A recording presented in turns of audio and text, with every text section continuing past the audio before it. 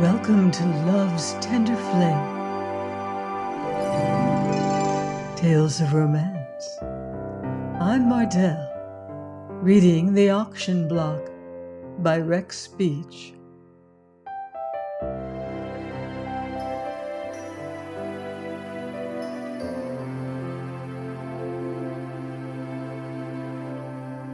Chapter 20.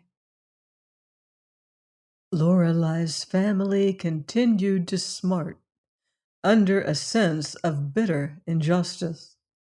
But although they kept aloof, they were by no means uninterested in her experiment.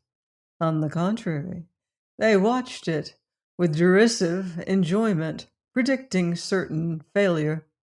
After Hannibal Wharton's insult, Jim was all for a prompt revenge, but he could not determine just how to use his dangerous knowledge to the best advantage.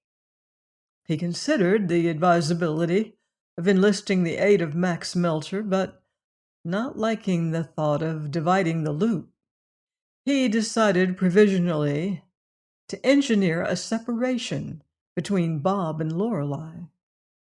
His desire to make mischief arose in only a slight degree from resentment. Jim's method of making a living had long since dulled the edge of feeling. It was merely the first step in a comprehensive scheme. With Bob and Lorelei estranged, a divorce would follow, and divorces were profitable. A divorce, moreover, would open the way for a second inroad upon the Wharton wealth, for with Lorelei's skirts clear, Jim could proceed with a larger scheme of extortion based on the Hammond murder. One evening after Lorelei had gone to the theater, Jim appeared at the apartment and found Bob in a mood so restless and irritable that he dared not go out. "I had a hunch you were lonesome," the caller began, "so I came up to whittle and spit at the stove." Now Jim could be agreeable when he chose. His parasitic life had developed in him a certain worldly good fellowship. He was frankly unregenerate, and he had sufficient tact never to apologize nor to explain. Therefore, he kept Bob entertained. A few nights later, he returned with a fund of news stories, and during the evening he confessed to a consuming thirst. "Death Valley has nothing on this place," he mourned.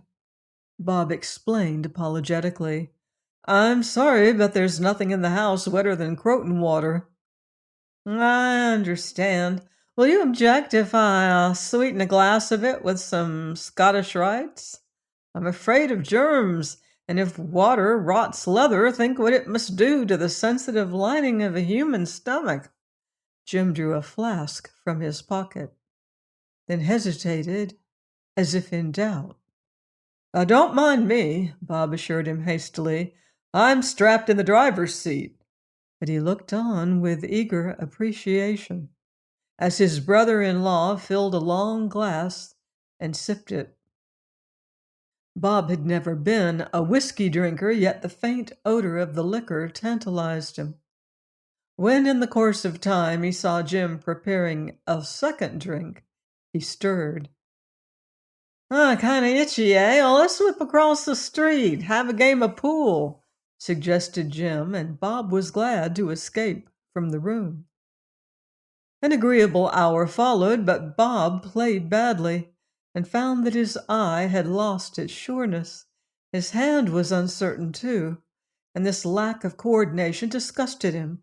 He was sure that with a steadying drink he could beat Jim, and eventually he proved it. But mindful of his resolution, he compromised on beer, which Jim agreed could not reasonably be called an intoxicant. On his way to the theater, Bob chewed cinnamon bark, and when he kissed Lorelei, he held his breath. This was the first of several pool matches, and after a while Bob was gratified to find that beer, in moderation, left no disagreeable effect whatever upon him. He rejoiced in his power of restraint. There came a night when he failed to meet his wife. After waiting nearly half an hour, Lorelei went home, only to find the apartment deserted. She nibbled at a lonely lunch, trying to assure herself that nothing was seriously amiss, but she could not make up her mind to go to bed. She tried to read and failed. An hour passed, then another. 1,000 apprehensions crowded in upon her, and she finally found herself walking the floor, but pulled herself together with a mirthless laugh. So it had come, she reflected with mingled bitterness and relief. Her fight was over. Her part of the bargain was ended. She was free to live her own life as she chose. Certainly she'd done her best, and above all question, she was not the sort of wife who could wait patiently night after night for a drunken husband. Bob, when he did arrive, entered with elaborate caution. He paused in the little hall, then tossed his hat into the living room where his wife was waiting. After a moment, his head came slowly into view, and he said, "When the hat stays in, go in. When it comes out, beat it." Lorelei saw that he was quite drunk. "I just came from the theater," he explained, "but it was dark. Has the show failed, dearie?" He tried to kiss her, but she turned her face away. "Come, must have my little kiss," he insisted. Then as she rose and moved away, leaving him swaying in his tracks, he began gravely to unroll an odd, thin package that resembled a tennis racket. Removing a soiled white wrapping, then an inner layer of oiled paper, he exposed the sad remains of what had been an elaborate bouquet of double English violets fringed with gardenias. He stared at the flowers in some bewilderment. "Must have sat on 'em," he opined at last. Then he cried brightly, "Ah, pressed flowers! I'm full of old-fashioned sentiment." After studying Lorelei's unsmiling face, his tone altered.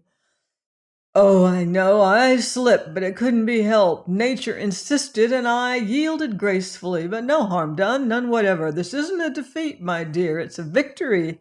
I licked the demon rum and proved myself a man of iron.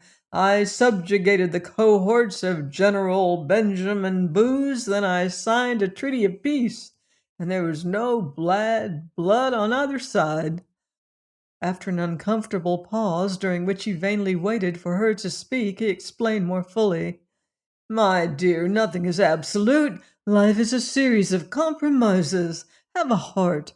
Would you rob the distiller of his livelihood? Think of the struggling young brewer with a family. Could you take the bread from the mouths of his little ones? The president of a bottling works may be a Christian. He may have a sick wife. Remember the boys that work in the hop fields and the joyous peasant girls of France. Moderation is the thing. Live and let live." Lorelei nodded. "Exactly. We shall live as we choose. Only, of course, we can't live together after this." Then her disgust burst its control, and she demanded bitterly, "Haven't you any strength whatever? Haven't you any balance, Bob?" He grinned at her cheerfully.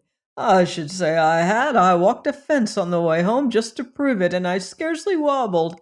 Balance, strength? Why, you ought to see Jim. They had to carry him." "Jim? Was Jim with you?" "In spirit, yes. In body, only for a time. For a brief while, we went gaily, hand in hand, then Jim lagged.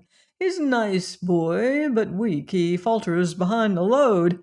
And as for pool, why, I've slept on pool tables, so naturally I know the angles better than he. That's a funny line, isn't it? I know the angles of pool tables because I've slept on 'em, see?"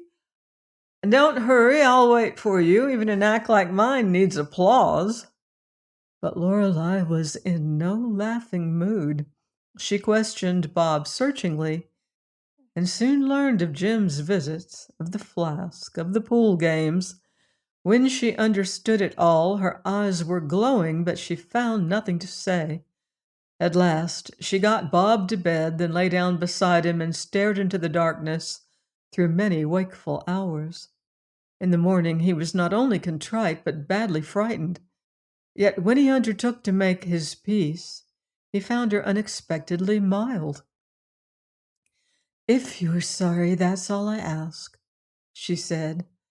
"I changed my mind during the night." "Never again," he promised feelingly. "I thought I had cured myself." Lorelei smiled at him faintly. "Cured? How long have you been a drinker?" Nearly always." "When were you first drunk?" "I was 18, I think." "You've been undergoing a bodily change for 10 years. During all that time, your brain cells have been changing their structure, and they'll never be healthy or normal until they've been made over. You can't accomplish that in a few weeks." "Say, you don't mean I'm going to stay thirsty until my egg-shaped dome becomes round again?" "Well, yes." "Why, that might take years." "It took 10 years to work the damage. It will probably take 10 years to repair it." Bob was aghast. "Good heavens! In 10 years I'll be too old to drink. I'd tremble so that I'd spill it. But where did you get all this MD dope?" "I've been reading. I've been talking to a doctor, too. You see, I wanted to help." "Well, let's change doctors. 10 years, it can't be done." "I'm afraid you're right. There is no such thing as reformation. A born criminal never reforms. Only those who go wrong from weakness or from bad influences ever make good." "Drinking isn't a crime," Bob declared angrily. "Any more than freckles. It's just a form of diversion." Lorelei shook her head. "If you're a born alcoholic, you'll probably die a drunkard. I'm hoping that you didn't inherit the taste." "Well, whether it was left to me or whether I bought it, I can't go dry for 10 years." "Then our bargain is ended." He looked up sharply. "Oh, no, it isn't." "Yes." He extended a shaking hand and his voice was supplicating as he said, "I can't get along without you, kid. You're a part of me, the vital part. I'd go to pieces quick if you quit now." "When we made our agreement, I meant to live up to every bit of it," Lorelei told him gently. "But we're going to try again, for this was Jim's fault." Jim was sorry for me. He tried to cheer." Lorelei's smile was bitter. "Jim was never sorry for anybody except himself. My family hate you just as your family hate me, and they'd like to separate us." "Say, that's pretty rotten," Bob exclaimed. "Why, if he weren't your brother, I'd—" Lorelei laughed mirthlessly. "Go ahead. I wish you would. It might clear the atmosphere." "Then I will."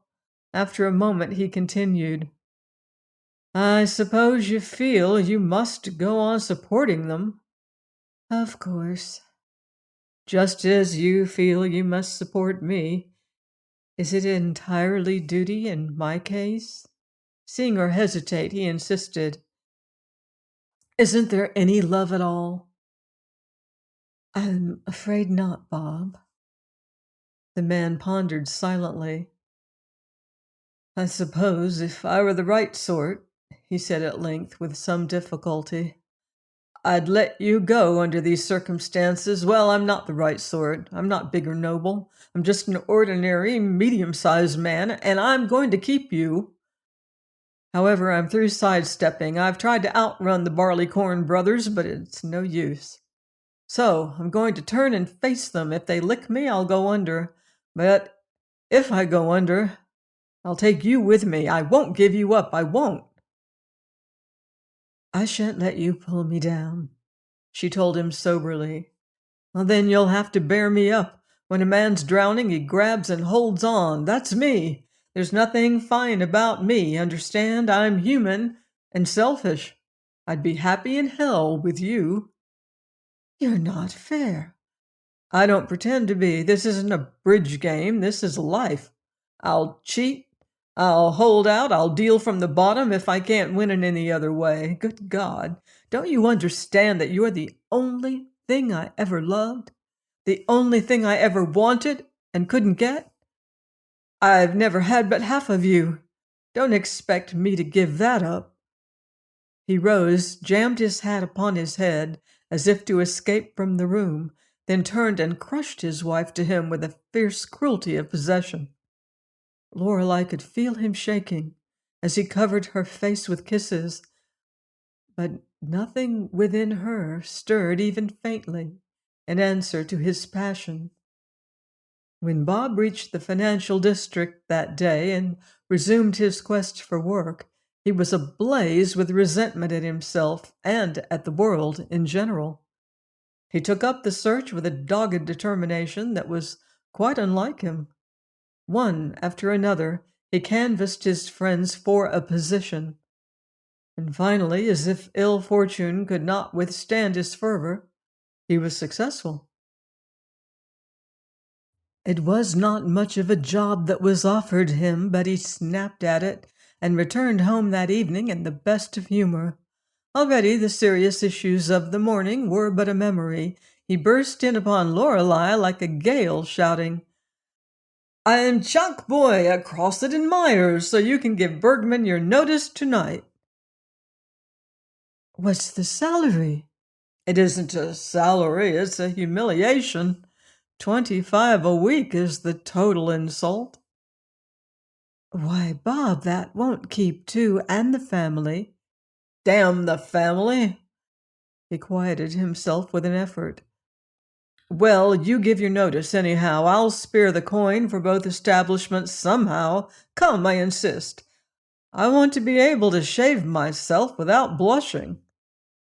Lorelei's objections were not easily overcome, but at last, in view of the fact that the summer run of the review was drawing to a close and the show would soon take to the road, she allowed herself to be persuaded. Throughout the next week, Bob Wharton really tried to make good. He was enthusiastic. The excitement of actual accomplishment was so novel that he had not time to think of liquor.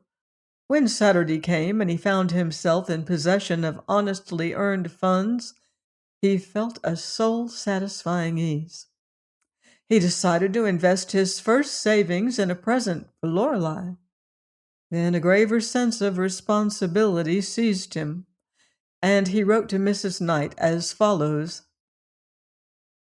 My dear mother in New Jersey law, enclosed find 5 handsome examples of the engraver's skill, some being the result of 6 industrious days. I know your passion for these objets d'art. I appreciate your eagerness to share my father's celebrated collection, and I join you in regrets at your failure to do so. But remember, as a moth gnaws a garment, so doth envy consume a man.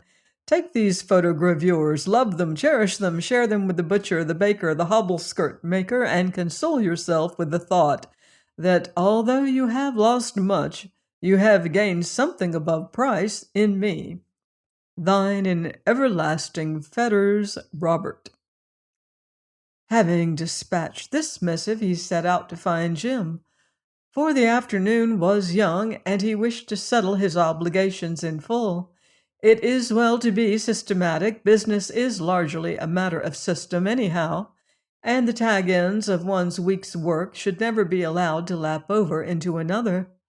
A round of popular uptown resorts failed to discover Jim, but Bob's search finally brought him to Tony the barber's shop.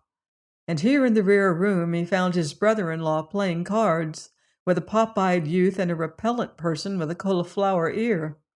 Bob's greeting was hearty. "Evening, James," he cried. "Feel like taking your beating here?" "Hey, what's the matter?" Jim rose from his chair with a shocked intensity of gaze. "I'm just cleaning up my affairs for the day of rest, and I've come to return your last call. Alas, James, I am a weak vessel. Your work was coarse, but I fell for it." To the other occupants of the room he apologized. "I'm sorry to spoil your little game of authors, but the necessity prods me." He extended a muscular hand for Jim's collar and found it. Mr. Armistead was of the emotional kind. He leaped to his feet and went to the rescue of his friend, but his first blow was wild. Seizing a chair, he swung it aloft, a maneuver which more effectively distracted Bob's attention. But this attack also failed when Bob's fist buried itself in the spongy region of Mr. Armistead's belt buckle, and that young man promptly lost all interest in Jimmy Knight's affairs. There had been a time when he might have weathered such a blow, but of late years of easy living had left its mark. Therefore he sat down heavily, all but missing the chair he had just occupied. His eyes bulged more prominently than usual. He became desperately concerned with a strange difficulty in breathing. Alert, aggressive, Bob turned to face the man with the swollen ear, but young Sullivan, being a professional fighter, made no capital of amateur affairs and declined the issue with an upraised palm. "Friends, eh?" Bob panted. "Brothers," heartily ejaculated Sullivan, whereupon Bob foiled Jimmy Knight's shortcut for the door and proceeded with the purpose of his call. It was no difficult matter to chastise Jim, whose spirit was as wretched as his strength. As the wind whips a flag, as a man flaps a dusty garment, so did Bob shake his victim. Jim felt his spine crack and his limbs unjoint. His teeth snapped, he bit his tongue, his heels rattled upon the floor. Bob seemed bent upon shaking the bones from his flesh and the marrow from his bones, but try as he would, Jim could not prevent the outrage. He struggled, he clawed, he licked, he kicked, he yelled. His arms threshed loosely like the limber appendages to a stuffed figure. Mr. Armistead, unnaturally pale, remained seated. He emitted harrowing sounds like those made by air leaking into a defective pump. Sullivan looked on with a lively appreciation of a roughhouse expert. When Bob emerged from the rear room, he found the barber shop in confusion. Tony was leading a charge at the head of his assistants, who were supported in turn by the customers, but he fell back at sight of the flushed victor. "It was nothing but a little family affair," Bob reassured him. "Now, if you please, I'll borrow a hairbrush."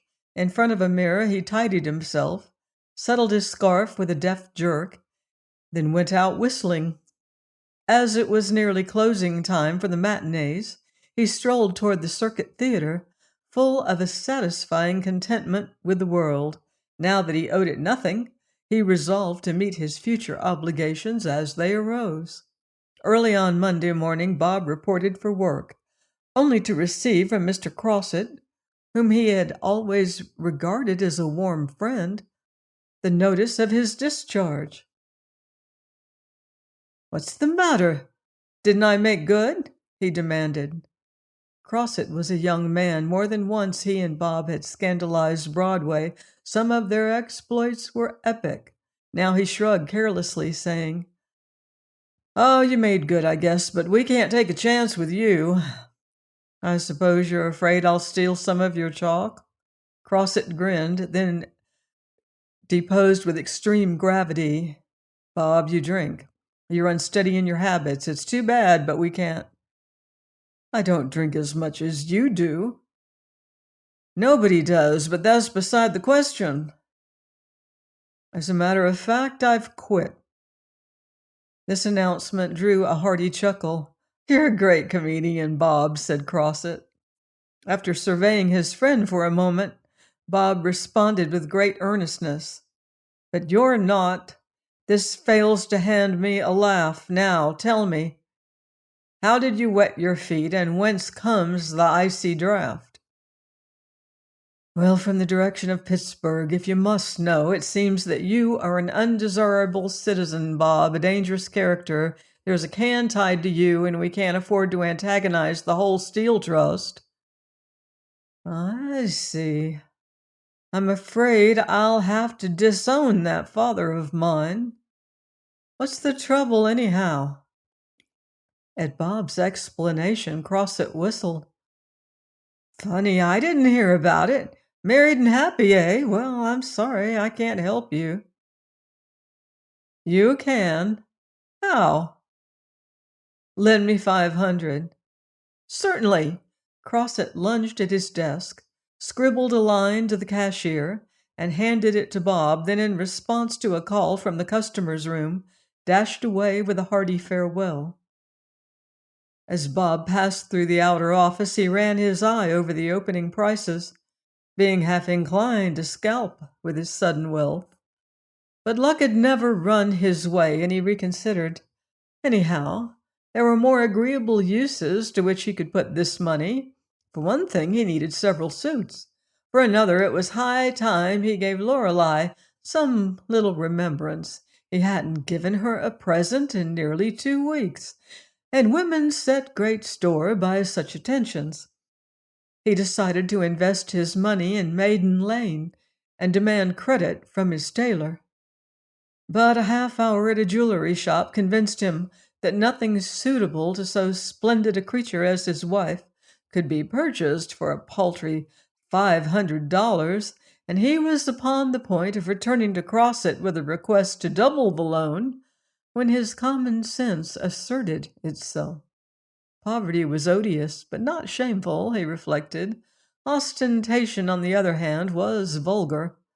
Would it not be in bad taste to squander this happy windfall upon jewelry when Lorelei needed practical things? Bob was cheered by the breadth of these sentiments. They showed that he was beginning soberly to realize the leaden responsibilities of a family man. No, instead of a jewel, he would buy his wife a dog. At a fashionable uptown kennel, he found exactly what he wanted in the shape of a Pekingese, a playful, pedigreed pocket dog, scarcely bigger than his 2 fists. It was a creature to excite the admiration of any woman. Its family tree was taller than that of a Spanish nobleman, and its name was Ying. But here again Bob was handicapped by poverty, for sleeve dogs are expensive novelties. The price of Ying was $700, marked down from 1,000, and evidently the bargain of a lifetime at that price. Bob hated to haggle, but he showed that his ability to drive a sharp bargain was merely latent, as he finally bore the animal away in triumph. To outgeneral a dog fancier was a tribute to his shrewdness. To save $200 on a single purchase was economy of a high order. Much elated, he set out briskly for his tailor's place of business. Join me next time for another romantic chapter of The Auction Block by Rex Beach, here on Love's Tender Flame. Until then, love deeply and live beautifully.